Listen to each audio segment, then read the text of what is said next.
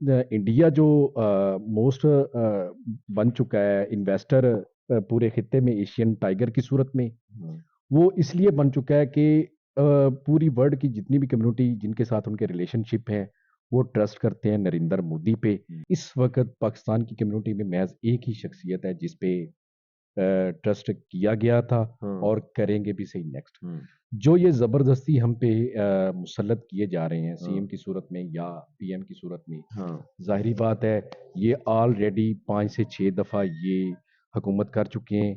आप जिस तरह बात कर रहे हैं फैसल साहब की, तो फैसल साहब ने जितने भी पॉइंट ऑफ व्यू दिए थे इलेक्शन से पहले के, उसमें तकरीबन 80 to 90% जो इंकशाफ थे ना, जो उन्होंने अपना विजन बताया था, वो तकरीबन मुकम्मल हो चुके हैं। हाँ। अस्सलाम वालेकुम। जी वालेकुम अस्सलाम। सर क्या नाम है आपका? सर मेरा नाम यासर महमूद है। अस्सलाम वालेकुम व्यूअर्स, मैं हूं आपका होस्ट इमरान अशरफ और आप देख रहे हैं मेरा और आपका यूट्यूब चैनल काफी रिएक्शन। पाकिस्तान में कहा यह जा रहा है कि एक फ्री और अनफेयर इलेक्शन हुआ है जिसके अंदर अवाम ने भरपूर तरीके से शिरकत की, अवाम निकले, अवाम ने अपना वोट कास्ट किया, लेकिन फैसला साजों को शायद अवाम का यह फैसला कहीं मंजूर नहीं हुआ। इसमें सबसे इंटरेस्टिंग बात यह कि अवाम पहले ही जानती थी कि यह पीडीएम 2 बनने जा रही है, एक कंटिन्यूटी होगी पीडीएम 1 की, और रिजल्ट्स को चेंज किया गया। और पूरी दुनिया इस वक्त पाकिस्तान के इलेक्शंस पे हंस रही है, पूरी दुनिया पाकिस्तान के इलेक्शंस की तस्दीक कर रही है। इंडिया इस वक्त पूरी दुनिया का सबसे बेहतरीन जो है वो फाइनेंशियल हब बन गया है, पांचवी बड़ी इकोनॉमिक इकोनॉमी बन गई है। आइए जानते हैं कि अवाम इलेक्शन के बाद की सूरत हाल के ऊपर अपनी क्या राय रखती है। यासर साहब, इलेक्शन के बाद की सूरत हाल को आप कैसे देखते हैं? जो इलेक्शन हो चुका है, अवाम ने फैसला किसी एक के हक में दिया, फैसला साजों को शायद वो फैसला कहीं मंजूर नहीं हुआ, और पूरे का पूरा सेटअप जो है वो तब्दील होता जा रहा है। अब तो क्या देखते हैं कि आगे क्या होने जा रहा है? टाइम गुजर गया जी 8 फरवरी का, जिसको पूरी दुनिया का इंतज़ार था। जी। क्योंकि पूरी दुनिया के जितने भी सोशल मीडिया यहाँ पे फोकस थे, हम्म, वो अपना अपना काम और अपनी ड्यूटीज़ दे रहे थे। उस ड्यूटी को मद्देनज़र रखते हुए मैं आपको ना इंटरनेशनल हवाले से मैं बात कर रहा हूँ कि जो इंटरनेशनल मीडिया यहाँ पे फोकस कर रहा था, अपना वर्क कर रहा था, हम्म, उसी बात को हम लोग बताते हैं कि नतीजा हो गया, हाँ, टाइम गुजर गया, हाँ, आवाम ने जिसकी सिलेक्शन की वो भी हो गया। हो गया। ज़्यादातर जो आवाम का फोकस था, चुनाव था, वो था इमरान खान। जी, मोस्टली जितने भी लोग थे उन्होंने वोट कास्ट किए। जी, तकरीबन पूरी वर्ल्ड को अगर काउंट किया जाए ना, तो तकरीबन 50 से 60 to 65% बनती है वोट कास्ट की। जी, अवाम ने इतने ही वोट कास्ट किए हैं। हाँ, अवाम ने जितना भी चुनाव कर सकना था वो किया।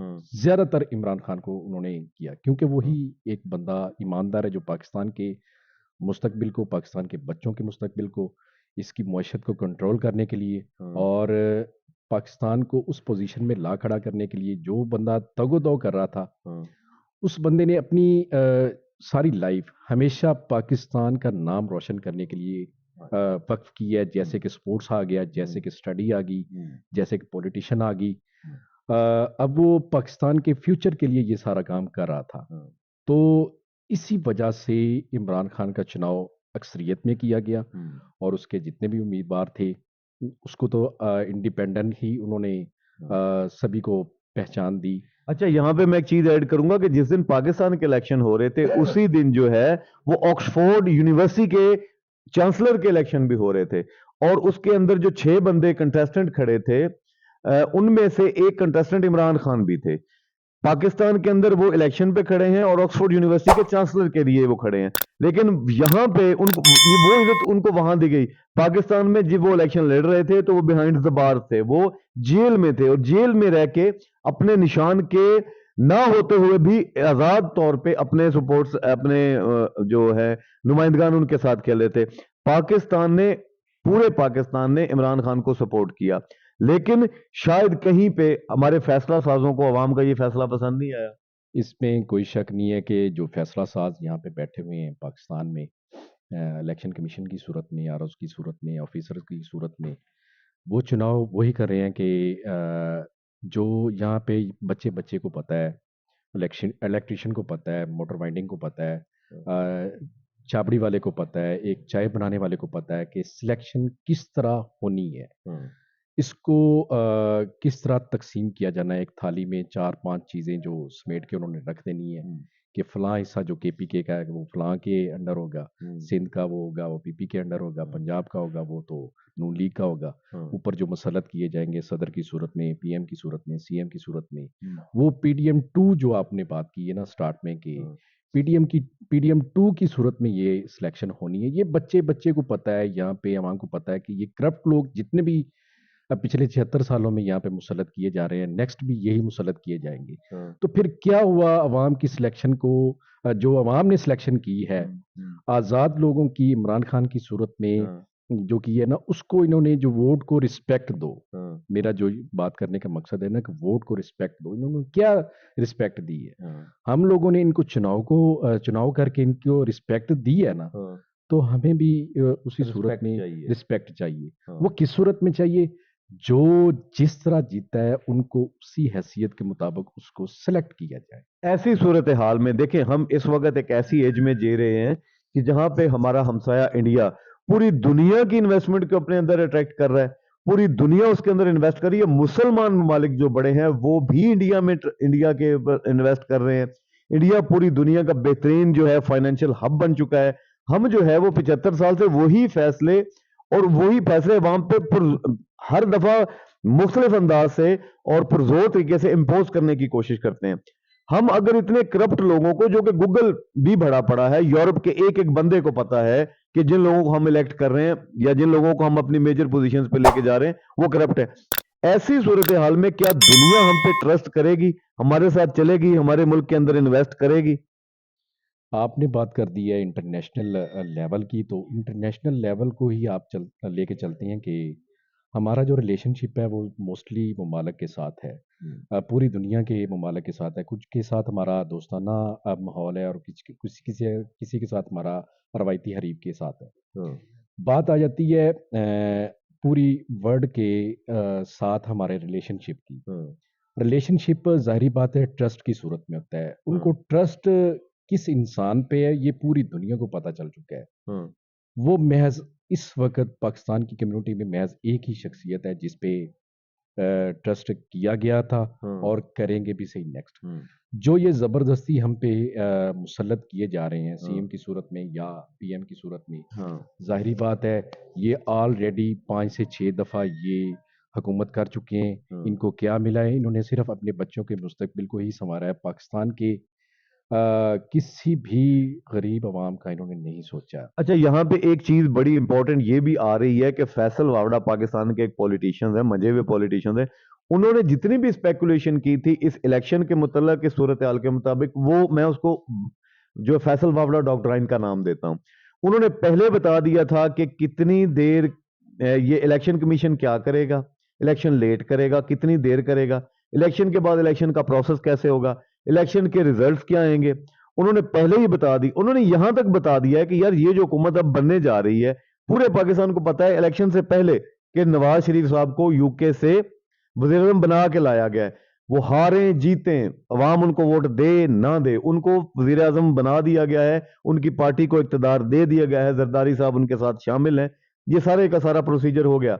अब जो है अवाम ये भी जानती है कि ये गवर्नमेंट साल 2 साल नहीं चलेगी।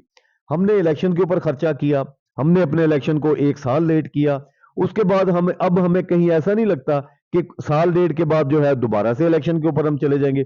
इतना ज्यादा एक्सपेंस जो हमने ट्रिलियंस की सूरत में इलेक्शंस पे कर दिया, और अभी जो हॉर्स ट्रेडिंग हो रही है जिसके ऊपर जो है वो वोट खरीदे जा रहे हैं, उम्मीदवारों को खरीदा जा रहा है, कामयाब उम्मीदवारों को, और फिर अगेन वो जो है ट्रिलियंस का खर्चा हुए जा रहा है, और साल डेढ़ साल के बाद हम फिर एक और ऐसी सिचुएशन में आ जाएंगे कि हमें फिर इलेक्शन करवाना पड़ेगा। इलेक्शन हो गया, उसके बाद आ जाती है बात सिलेक्शन की। जी। सिलेक्शन का जो काम है ना, वो हमारी काबीना जो इलेक्शन कमीशन है ना, उन्हीं का ही है।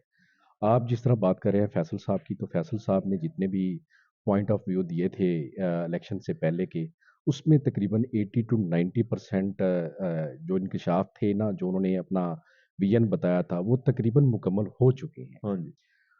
किन की सिलेक्शन किस कम्युनिटी में होनी है और किस खित्ते में होनी है और किस सूबे में होनी है, उन्होंने ए टू जेड एक प्लेटफॉर्म की सूरत में उन्होंने रख दिया था। हम्म, उसी प्लेटफॉर्म को अगर हम लोग देखें तो पिछले 75 साल की सूरत में वही सिलसिले आ जाते हैं कि इनका क्या काम है जो इलेक्शन कमीशन एक ज़बरदस्त हम लोग उन पे ना फोकस किया हुआ था कि ये बंदे इस दफ़ा बिल्कुल न्यूट्रल रह के ईमानदारी के तहत निगरान हुकूमत ने कहा था कि हम लोग इस बात की यकीन दहानी कराएंगे हम्म, कि अब की बार के जो इलेक्शन होंगे हम्म, वो एक ईमानदारी और फेयर की सूरत में होंगे। हम्म, 8 फरवरी का टाइम जो गुजर गया, इलेक्शन हुए, मान लिया फेयर हुए। हम्म। कुछ हलकों में जो बात हुई थी, फ्री और अनफेयर हुए। अ, वही बात है जो आप कह रहे हैं, उसी बात को लेके चलते हैं कि फेयर हुए। हाँ, बात आ जाती है फार्म 45 की, हाँ, 46 की, हम्म, 47 की। हाँ, 45 जो फार्म था ना, हाँ, वो भी उस बंदे ने हमें बता दिया जेल में बैठे हुए हाँ। कि एक फार्म 45 भी होता है, और फॉर्म 47 भी होता है। फार्म 47 भी होता इससे है। पहले हम सिर्फ फॉर्म बे को जानते थे। इससे पहले हम लोग, हमारी जो मोस्टली कम्युनिटी है, वो फार्म बे को जानते थे। हाँ, फार्म 45 का जो मकसद होता है ना कि एक उस हलके में या पोलिंग स्टेशन में जो बंदा विन किया है, जो बंदा लूज हुआ है, सेकंड नंबर पे आया, थर्ड नंबर पे आया, हम्म, उसको हम लोग उस फार्म को बाकायदा तौर पे जितने भी पोलिंग स्टेशन के ऑफिसर्स होते हैं, हाँ, वो सिग्नेचर वगैरह करके हम्म, आगे पहुंचा देते हैं हाँ, असिस्टेंट कमिश्नर को। हाँ, फिर वो पहुंचाते हैं आरओ को। हाँ, आरओ ने आगे पहुंचाना होता है फार्म 47 की सूरत में हाँ, इलेक्शन कमीशन को। हाँ। तो अच्छा, फैसल वावड़ा साहब ने एक और बड़ी जबरदस्त बात कही है कि पाकिस्तान का जो जुडिशियल सिस्टम है उसमें उनसे ये सवाल किया गया था कि क्या ये जो लोग फॉर्म 45 लेके जिन लोग कामयाब हुए हैं इसका क्या बनेगा। तो उन्होंने बड़ी एक मजहब का खेज बात की। उन्होंने कहा कि जी इसके अंदर आप भुट्टे रख के खाएं, इस फॉर्म के कागज के ऊपर आप चने रख के खाएं, इसकी कोई हैसियत नहीं है। पाकिस्तान का जुडिशियल सिस्टम जो है, मुझे ये भी याद है कि खान साहब ने 4 हल्के खोलने के लिए कहते, खान साहब की हुकूमत चली गई, केयर टेकर गवर्नमेंट आ गई, इलेक्शंस हो गए, अगली हुकूमत बन गई, वो 4 हल्के आज तक नहीं खुले। तो वो कह रहे थे कि वो 4 हल्के नहीं खुले, अब इतने ज्यादा हल्के अब दोबारा खोल के उनकी रिकाउंटिंग और उनका दोबारा से ये टाइम भी गुजर जाएगा। और पाकिस्तान में जो लोग जिन अपने कामयाबी का फॉर्म 45 लेके फिर रहे हैं उनको कुछ भी नहीं मिलना। मियां मोहम्मद नवाज शरीफ साहब जब जला वतन हुए तो उन्होंने एक हमें वहाँ पे हमारे सीनियर सहाफ़ी थे जो पाकिस्तानी, उसको इंटरव्यू दिया था कि इलेक्शन कमीशन जो रिजल्ट अनाउंस करने में आरओ जितना भी लेट करेगा, हाँ, इसका मतलब है करप्शन हो रही है, हाँ, फेयर इलेक्शन नहीं हुआ, वो रिजल्ट जानबूझ के लेट कर रहे हैं, किसी और बंदे को सिलेक्ट कर रहे हैं। इसी बात को अब हम 2024 में कर रहे हैं, तो ये क्या कर रहे हैं? ये भी वही कर रहे हैं जो मियां मोहम्मद नवाज शरीफ ने अपने लंदन वाले हाउस के बाहर एक सीनियर सहाफ़ी को इंटरव्यू की सूरत में ये बात कही थी। हाँ, फार्म 45, 46 और 47 में ही ए टू जेड मुकम्मल बात आ जाती है कि कौन बंदा विन किया है और कौन बंदा हारा है। हम्म, बात हम लोग सिलेक्शन की कर रहे थे और इंटरनेशनल मीडिया हम पे ज़्यादातर ड्यूटीज़ दे रहा है। हाँ, इंटरनेशनल में आपने हमें मुझे मुझसे एक सवाल किया कि इंडिया इस वक्त इकोनॉमी के लिहाज से दुनिया का 5वां बड़ा मुल्क बन गया है, उसकी हम्म, क्या वजह है? हम्म, वो एक बहुत बड़ा इन्वेस्टर बन गया है। हाँ, उसने अपनी इन्वेस्टमेंट ज़्यादातर दूसरे कंट्रीज जिस तरह अरब हैं, हाँ, उसमें सऊदी अरबिया आ गया। हाँ, 60% इसका शेयर है इस वक्त दुबई में। हम्म, उसके अलावा पाकिस्तान में भी उसकी हल्की फुल्की इन्वेस्टमेंट है, हाँ, बांग्लादेश में भी है, एशियन कंट्री में काफ़ी है, और उसके अलावा यूरोपीय कंट्री में भी उसकी काफ़ी है। हाँ, उन्होंने अपने अपने बड़े मल्टीनेशनल कंपनीज जिस तरह के टोयोटा हो गया, जिस हम्म, तरह टाटा हो गया, हम्म, और आईफोन का जितना भी मल्टीनेशनल कंपनीज का सेक्टर। उनके पास एप्पल आ गया, उनके पास टेस्ला गाड़ी आ गई, उनके पास जो है वो चांद तक चले गए, उन्होंने कलकत्ता अंडर वाटर ट्रेन शुरू कर दी। हम आज भी इलेक्शन इलेक्शन ही खेल रहे हैं और कुछ लोगों की पसंद और नापसंद के दरमियान जो है, ऐसी सूरत हाल में हम, दुनिया हमारे ऊपर कैसे ट्रस्ट करेगी। पाकिस्तान के जो फैसला साज है वो पाकिस्तान की आवाम के फैसले को नहीं मानते। दुनिया के करप्ट तरीन लोग जो है उनको हम अपना सरबराह बनाए बैठे हैं। और पूरी दुनिया जानती है कि इलेक्शन मुकम्मल होने के बाद जैसे इनकी गवर्नमेंट जाएगी, एक भाई साहब जो है वो दुबई चले जाएंगे, एक यूके चले जाएंगे, और उसके बाद इन्वेस्टर यहाँ पे क्यों इन्वेस्ट करेगा, उनको पता है कि ये तो यहाँ से पैसा निकाल के यूके और दुबई में ले जाएंगे। आप कर रहे हैं बात फेयर इलेक्शन की। निगरान हुकूमत ने चूंकि ये बात की थी कि हम लोग इस दफ़ा जो इलेक्शन करवाएंगे वो फेयर करवाएंगे, आगे बात आपने इंडिया की कर दी कि इंडिया इस वक्त कामयाब क्यों है। उसकी वजह यही है ना कि वो उस पे दुनिया ट्रस्ट कर रही है। हाँ, उनको पाकिस्तान में जिस पे इंटरेस्ट किया जाए वो शख्सियत क्यों नहीं मिल रही। हाँ, इससे पहले जो प्रीवियस इनकी हुकूमतें जा चुकी हैं, जिस तरह के पीपी, उसके बाद नून लीग, हम्म, इन्होंने यके बाद दीगर एक सर्कल की सूरत में हुकूमतें की हैं। हाँ, इंटरनेशनल जो कम्युनिटी है, ममालिक हैं, वो हम पे ट्रस्ट क्यों नहीं करे। उनको एक शख्सियत नज़र नहीं आ रही। हाँ, अगर एक शख्सियत उनको नज़र आई थी तो वो था इमरान खान। हाँ, इस वक्त इंडिया जो मोस्ट बन चुका है इन्वेस्टर पूरे खित्ते में, एशियन टाइगर की सूरत में, हाँ, वो इसलिए बन चुका है कि पूरी वर्ल्ड की जितनी भी कम्युनिटी जिनके साथ उनके रिलेशनशिप हैं, वो ट्रस्ट करते हैं नरेंद्र मोदी पे।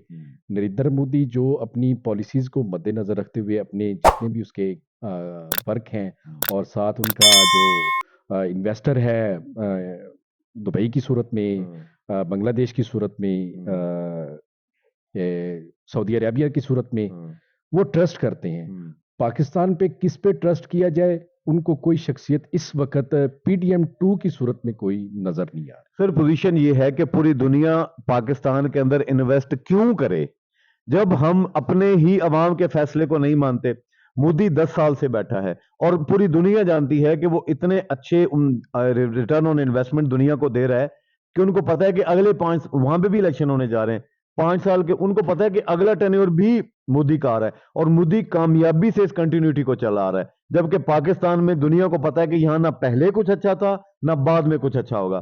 पीडीएम 2 आएगी, पीडीएम 2 की सूरत में दुनिया इन्वेस्ट करेगी नहीं, हमारे पास इन्वेस्टमेंट आएगी नहीं, आईएमएफ हमें कुछ देगा नहीं। हमारे पास फिर वही जो लोकल हथकंडे जो हम पिछले कई सालों से इस्तेमाल करें कि बिजली महंगी कर दो, गैस महंगी कर दो, टैक्सेस बढ़ा दो, इंपोर्ट एक्सपोर्ट हमारी होनी नहीं है, इंडस्ट्री चलनी नहीं है। और उसके बाद फिर क्या है कि टैक्सेस की सूरत में अवाम के ऊपर एक दफा फिर जो है वो एक अजाब मुसल्लत कर दिया जाएगा।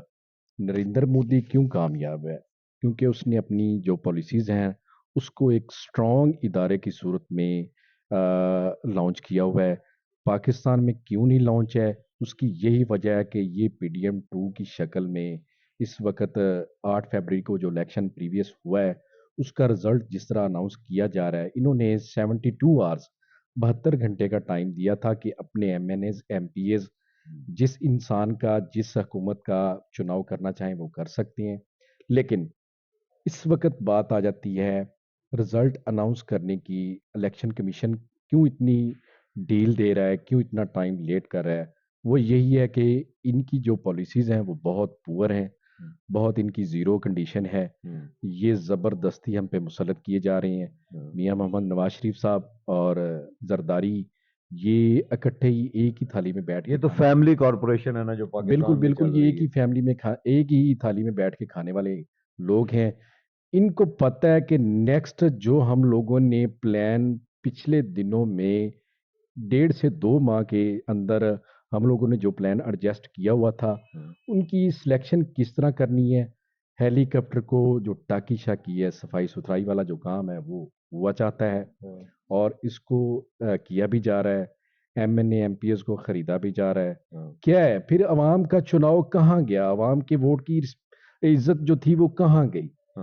वो ही बात आ जाती है। अगर हम लोग इन पे पाकिस्तानी होने के नाते ट्रस्ट नहीं करे तो इंटरनेशनल कम्युनिटी किस तरह इंटरेस्ट करेगी?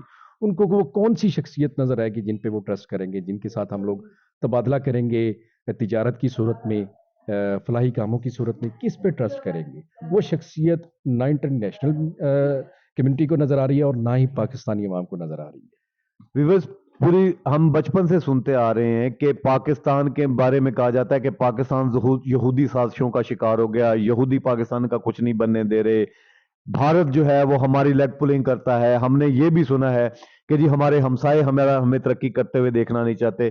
कोई दुनिया का मुल्क हमारी बर्बादी का जिम्मेदार नहीं है, हम अपनी बर्बादी के खुद जिम्मेदार हैं। हमारे फैसले हमारी बर्बादी के जिम्मेदार हैं और हमारी चॉइसेस जो है वो हमारी बर्बादी के जिम्मेदार हैं। पाकिस्तान अगर रहेगा तो हम दुनिया के अंदर एक बावकार कौम भी बन जाएंगे, लेकिन अभी तक हमने कोई ऐसा फैसला नहीं किया जिससे पता चले कि हमें अपनी परवाह है, हमें दुनिया की परवाह है, या हम दुनिया में कामयाब तरीके से जीना चाहते हैं।